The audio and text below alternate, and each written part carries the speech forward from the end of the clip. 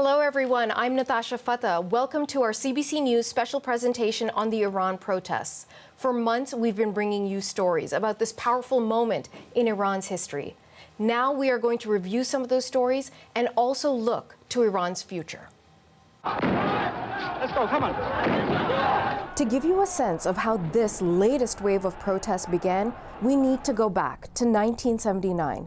That's the year Iran's reigning monarch, the Shah, Mohammad Reza Pahlavi, was overthrown and forced to flee after a popular uprising.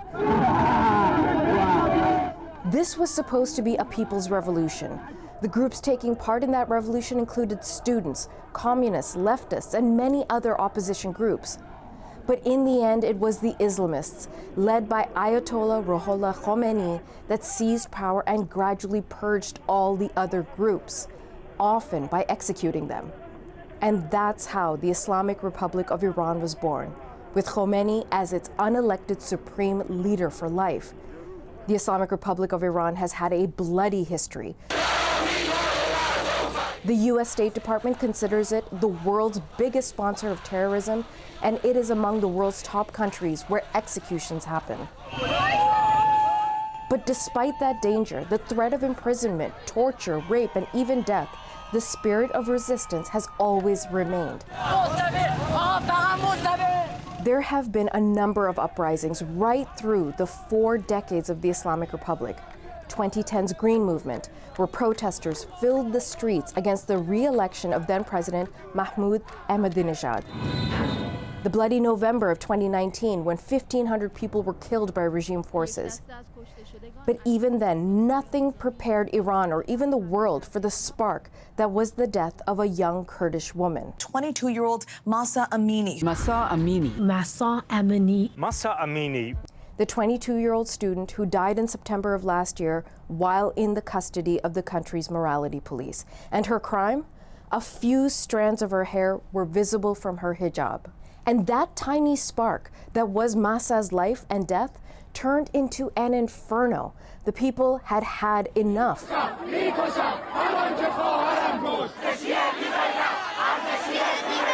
Protesters across the country, rich and poor, young and old, doctors and farmers, men and women, shoulder to shoulder, all chanting a popular Kurdish slogan, Zan, Zindagi, Azadi, woman, life, freedom. And before long, women across Iran shed their mandatory hijabs in defiance. This time, many people believed things could be different. Could this be the beginning of the end of the Islamic Republic? There's no question that this regime is dying. I mean, it may not die tomorrow or, for many months, or maybe it could stretch out for a few more years. But there is no turning back. After centuries of failure by Iranian men and other men, it's the time for the women to lead, and we have to follow. The Iranian people have all the right to topple the regime, and also that means that the international community needs to just hear their voices.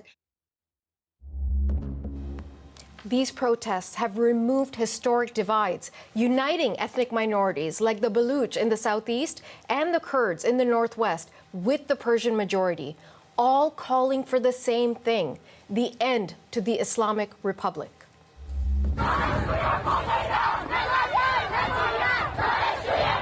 And on the front lines of the protests are the young people of the country, together for the same cause. Students, teens, and even children, all perfectly aware of the potential consequences.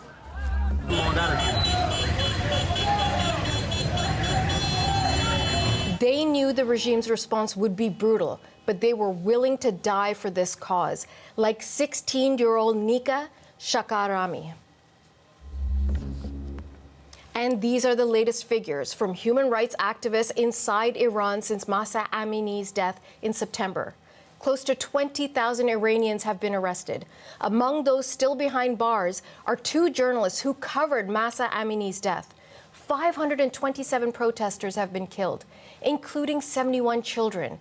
And this boy, 9-year-old Kian Bir Falak. That's just one more name to add to the list. The vast majority of them were killed due to security forces firing live ammunition repeatedly and recklessly into crowds. And these children were often shot in the head or in the heart. The Iranian security forces are using all their tools of repression deliberately in order to crush the protests and in order to crush the spirit of resistance among Iran's youthful population. The fact that they are beating children to death shows that they have a deadly resolve to crush the protests at any cost to human life.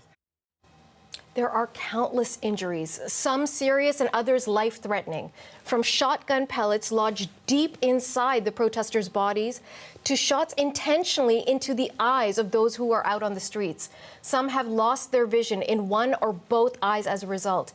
And even seeking medical attention brings with it a risk of arrest and imprisonment, prompting doctors to treat those who've been injured in hiding. Iran's rich artistic community has not been spared. Dozens of Iranian celebrities have been arrested, including rapper Toumaj Salehi. News of his arrest was broken by our colleague, CBC News producer Nahaya Tizoush, bringing international attention to his plight. He is believed to be in solitary confinement since his arrest on October 31st. Now, while the world cannot speak with Toumaj, they can still hear his voice through his music. اگه دیدی درد مردم و ولی چشاتو بستی ظلم به مظلوم رو دیدی و از کنارش رفتی اگه از ترس یا واسه منفعتت خوده کردی تو هم دست ظالم هستی تو هم مجرم هستی اگه خودتو به خواب زدی وقتی که خونا رو میریختن. Welcome back to our CBC News special presentation on the Iran protests. By now, you have seen how hundreds have been killed by the Iranian regime. But what we're about to show you next illustrates the extent of the pain felt by the families. And a warning, it is disturbing.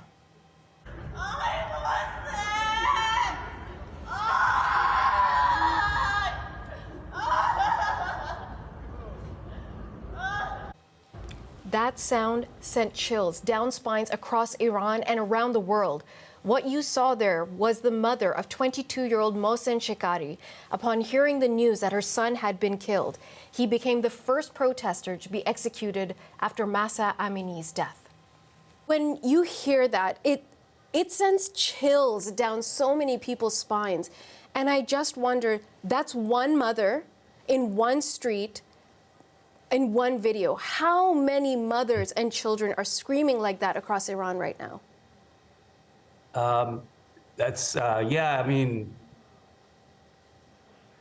Are you okay? Sorry. 3 more protesters would be executed in the days ahead. Majid Reza Rahnavard was next. In a confession video released by the regime, he tells his interrogators that he wants people to be happy and to celebrate his death. Anything but people crying to the reading of the Quran. And then there were 2 more, Mohammad Husseini and Mohammad Mehdi Karami. Karami was a karate champion, and he asked his father to not tell his mother about the death sentence because he knew it would upset her. But Husseini, well, he had no family of his own. So Karami's parents buried both the bodies side by side so they could always have each other. We hope the international community will be very concerted and effective on this. We have seen experts of the United Nations already raising alarms about this. There will be hopefully more protests against this. But within Iran, people who are still protesting, especially students on university campuses who have hundreds of students behind bars, are warning the authority that this is not justice, and if you're going to go on a rampage of killing and executing our classmates and other Iranians in jails, we will even protest harsher and become more determined in pushing back against this action. Those executions, the killings on the streets or those under torture, they're just part of the reasons why Iranians, both inside and outside the country, have been insisting on one thing, that the West designate the Islamic Revolutionary Guard Corps, or the IRGC, as a terrorist organization. It is the most powerful wing of Iran's military with the sole mandate of protecting the Islamic Republic. It's the IRGC's Quds Force, which carries out operations across the region, like in places like Syria or Iraq. It provides support for Palestinian militants, to the Hezbollah in Lebanon, or to the Houthi rebels in Yemen. The United States gave the IRGC the terrorist designation under President Donald Trump back in 2019, just a few months before killing its most powerful commander, Qasem Soleimani. Now Iranians are urging the rest of the world to follow suit. That was the key demand, as massive crowds would take part in protests in streets across the world, from Europe to North America to Australia. This scene in Richmond Hill, just north of Toronto, where 50,000 people gathered. Also in Berlin, with an estimated crowd of 80,000. And those calls have been loud in Canada. But the message from the Trudeau government is complicated. Listing the IRGC as terrorists just simply isn't feasible because it's legally complicated. Some individuals and some lawyers have argued that our criminal code, as it currently stands, would not allow the government to list a state entity as a terrorist organization. When we return, we're going to look at the issue of the future and the leadership of the country. We're going to ask one of the foremost Iran analysts in the world to put all of this into perspective for us. Don't go away. Welcome back to our CBC News special presentation on the Iran protests. Now, the question on the minds of many, who is leading this movement? The truth is there's no clear answer, but one short version is no one. There are, however, some possible candidates. We spoke with two of the most prominent Iranian activists. Let's just be very, very transparent. People in the street actually blessing the last Shah of Iran. So clearly, some of them trusting the son of the Shah, Reza Pahlavi. Hamed Ismailion, now he's not just a spokesperson for the family members of Ukrainian. Many people believe that he can gather many protesters who are chanting that we don't want the Islamic Republic.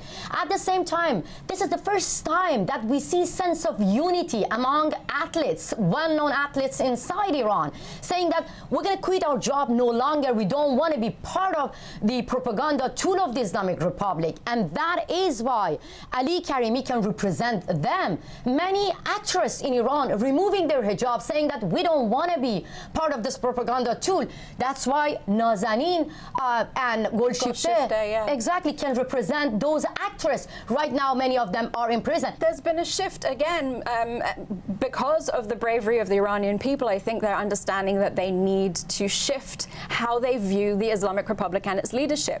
But I think the hesitation really is what happened in '79. They don't probably want a repeat of, essentially allowing something like that to happen. So situation getting worse than it is. But I can assure you, I don't know that it can really get worse than what we're seeing right now in Iran. And there is another thing that the world wants to know. What is going to happen next in Iran? So for that, we turn to Karim Sajadpour, Senior Fellow at the Carnegie Endowment for International Peace. Karim, I'm so glad you're able to join us. Thank you so much for having me, Natasha.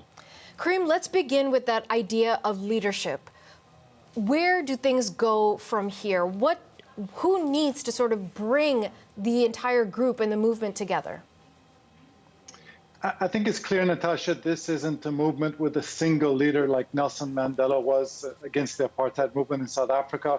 But you certainly see a collection of individuals, each of whom has a strong constituency. You see that in the diaspora, and inside the country, there's people obviously who have exhibited enormous bravery. And, essentially how the Islamic Republic stays in power, it's divide and rule. The regime will stay in power if the regime, remain united and society is divided. And if society is able to unite and coalesce around a collection of leaders, and then you start to see fissures within the regime, that's when they'll be in trouble. And I think hopefully we'll start to see in the next week or so increasing signs and examples of this kind of opposition unity. Let me ask you about the man people often refer to when this question is posed, and that is Reza Pahlavi, the son of the former Shah. Now, he has received so much support, hundreds of thousands of Iranians around the world, the diaspora saying, he's our guy, he can lead us. There is, however, concern of what he or his family once represented in the Iranian world. What do you make of that possible candidate? Well, he's a very eloquent speaker, and he has now a consistent record of 4 decades having opposed the Islamic Republic. When people listen to his speeches, his message resonates. It's always a message of democracy and unity. And so I think certainly within the country, and there's a poll which just came out this morning, Natasha. A credible opinion of polling inside Iran is difficult, but this was a wide sample from an organization called Gaman. And it does show that Reza Pahlavi has quite a lot of popular support. And what it also showed is that the base of the Islamic Republic support is only about 15% of society, whereas 80% of society say they want to see an end to the Islamic Republic. Let me ask you about that, because right now, for so many people in Iran and the Iranian diaspora, there is a common enemy, which for them is the Islamic Republic. It is the IRGC. It is the Ayatollah, the supreme leader, all of that. But let's say that disappears.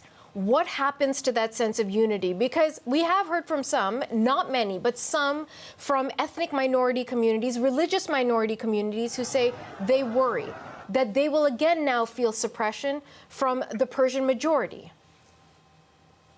Well, I think one distinction between this movement and the movement which actually unseated the monarchy in 1978 was in 1978, there was an incredibly wide diversity of forces who were opposed to Iran's monarchy. You had communists and Marxists and Islamists and some Democrats, nationalists. The world of 2023 is a much different world.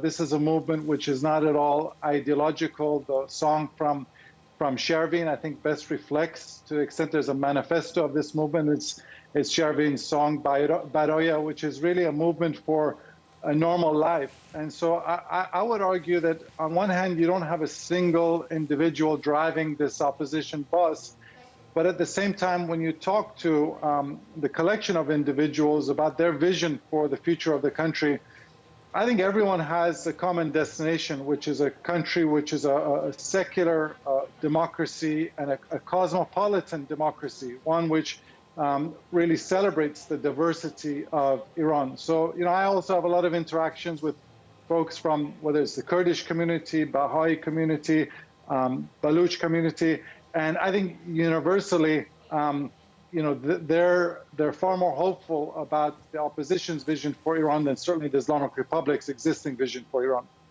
Karim, sir, let me ask you about something that is very, very close to the hearts of many Canadians, which is the downing of Flight PS752. This was a tragedy that took not only so many Iranian lives, but Canadian lives. We felt this here. And there's been one figure who's really risen to be a spokesperson for the family's cause, but also the larger secular movement of Iran. And that is, of course, Hamid Esmailion. He's often been on our program. We've often spoken to him. What do you make of him as a leadership possibility? I have enormous personal respect and admiration for Hamid. My heart goes out to not only him, but to all the victims and the families. And I actually attended the 3rd year anniversary of the downing of the plane in Toronto, and it was a day I'll never forget. And I think Hamid is, in many ways, has been one of the beating hearts of this movement, certainly in the diaspora. And I think millions of people within Iran view him with great admiration as well. So as I said, I think everyone would agree there's not a single individual, as there was with Nelson Mandela in the anti-apartheid movement, which is going to lead the movement against the Islamic Republic. It's a collection of individuals, and Hamid is a very important individual as part of that broader faction. Karim, before we let you go, let me ask you what your vision is for a day when you can walk back into Iran and the Islamic Republic is not there. There's a wonderful line about revolutionary movements, and that is, for them to be viable, they need to attract a critical mass of people. But to attract a critical mass of people, they need to be perceived as being viable. And so I think what's important, and I come here as an analyst, not an activist, but obviously I as someone of Iranian origin, I would love to see an Iran which lives up to its enormous potential as a great civilization, as a country with enormous human capital. And my view is that there is a growing mass of people who can now envision a day in which there is a post-Islamic Republic government inside Iran. But this is a regime which is ruthless, it's committed to the status quo, and I think it's not going to be an overnight process. We have to, and Iranians have to continue to fight and be persistent, and again, stay united, because the regime only survives when the regime is united and society is divided. Karim Sajadpour, I can tell you for the past 5 months, we have been eager to hear your voice on this topic, and I'm so glad that we've been able to do so now that we're doing this special. Thank you so much for your time, That's sir. very kind of you. Thank you very, very much, Natasha. You're very welcome, sir.